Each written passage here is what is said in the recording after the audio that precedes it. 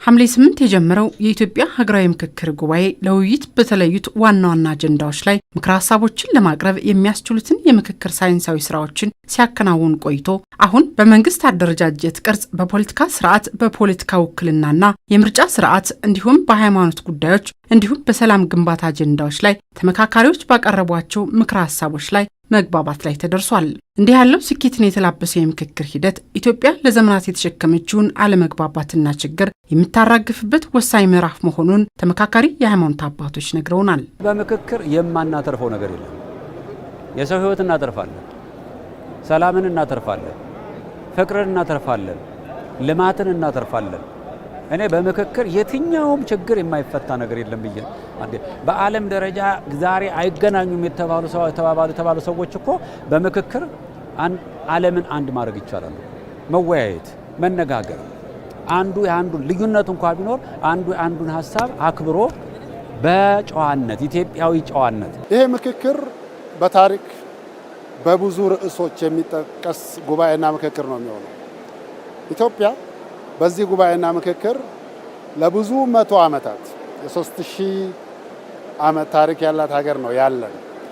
እንደው በመቶዎቹ እንያዝና ለብዙ መቶ ዓመታት ተሸክማ የቆየችውን ሸክም አለመግባባት ሲያጣላ የነበረ ሲያራርቅ የነበሩ ሸክሟን የምታራግፍበት ወሳኝ የሆነ ምዕራፍ ነው ለኢትዮጵያ። ወደፊት ለኢትዮጵያ ትልቅ ተስፋ እንደሆነ ያለፉ ነገሮችን ሁሉ በመተው ወደፊት በአዲስ መልክ የኔ ብቻ የኛ ብቻ ከሚለው እሳቤ ወጥቶ አንዲት ኢትዮጵያ ዜጎች፣ ወንድሞች፣ እህቶች በጋራ ለመልማት፣ በጋራ ለመደሰት፣ በጋራ ለመበልጸግ፣ በጋራ ደስተኞች ለመሆን ትልቅ ምሰሶ የሚያስቀምጥ ምክክር ጉባኤ እንደሆነ ነው በኔ በኩል እያሰብኩ ያለሁት እና ተስፋውም ከወዲሁ በምክክሩ ሂደትም እያየሁት ያለሁት ጥሩ ተስፋ ሰጪ እንደሆነ ነው ያየሁት።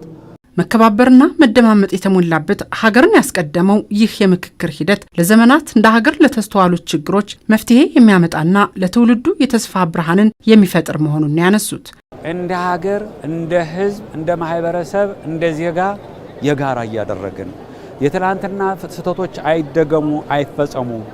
የትላንትና መለያየታችን ይብቃን። ዛሬ ላይ ግን በአንድነት ብንቆም ያዋጣናል።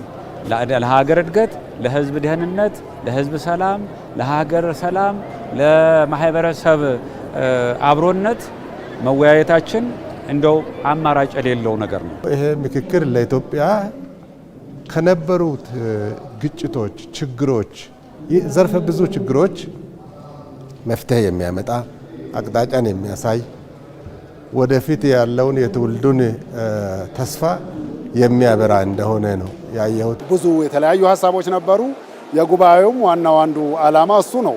በሁሉ ነገር ላይ እንስማማለን ማለት አይደለም፣ ግን ደግሞ ስለ ኢትዮጵያ ስናስብ የኔን ወደኛ ስንቀይረው የግድ መዋሃድ የሚችሉ ነገሮችን እያዋሃድን እያስማማን እያጠናከርን በዚህ ላይም አንዳንድ ነገሮች የተተው ነገሮች የሚካተቱበት አንዳንድ የተደጋገሙ ነገሮችም የሚስተካከሉበትና አይጠፋም እንግዲህ መወያየት አስፈላጊ በሆነም ቦታ መከራከርና ግንዛቤ መሰጣጠትም የሚጠበቅ ነገር ነው የሚሆነው። እንዲህ ያለው በታሪክ አጋጣሚ ለመጀመሪያ ጊዜ የተፈጠረውን የምክክር እድል እስከ ፍጻሜው በአግባቡ መጠቀም አሁንም የትውልዱ ኃላፊነት መሆኑንም አስገንዝበዋል። ይሄ ምክክር በመልካም ኢትዮጵያን ሁሉ ማህበረሰብን ሁሉ ደስ የሚያሰኝ ብሎም እግዚአብሔርን ደስ የሚያሰኝ ለምድሪቱ በረከት የሚያመጣ እንዲሆን የበኩሉን እንዲያደርግ ኢትዮጵያ እየመከረች ነው የሚለው ከዳር እስከ ዳር በኢትዮጵያ እያውለበለበ ያለው ይህ ምክክር ሂደት በመልካም ስምምነት በአንድነት መመካከሩ ብቻ ሳይሆን ተመክሮም ተመካክሮም ወደ አንድ አቅጣጫ እንዲመጣ ሁሉም የበኩሉን እንዲያደርግ የኔ ብቻ የሚለውን ትቶ ትልቋን ኢትዮጵያን ሲል እያየ የሚያወራበት እንዲሆንና ለዚህ አስተዋጽኦ ሁሉም እንዲያበረክት በዚህ አጋጣሚ ጥሪዬን ማቅረብ እፈልጋለሁ። በዚህ እድል እንደው ተነጋግረን ተመካክረን ተወያይተን የትናንትናው ችግር አይቀጥል ብሎ እዚህ ጋር ይብቃን ብለን መራመድ እኔ አማራጭ የሌለው ነው ብዬ አስባለሁ። የጀግንነትና የነጻነት ተምሳሌት የሆኑት ኢትዮጵያውያን አሁንም በምክክር የምትጸናን ሀገር በአንድነት በመፍጠር ታሪክን ይጽፋሉ።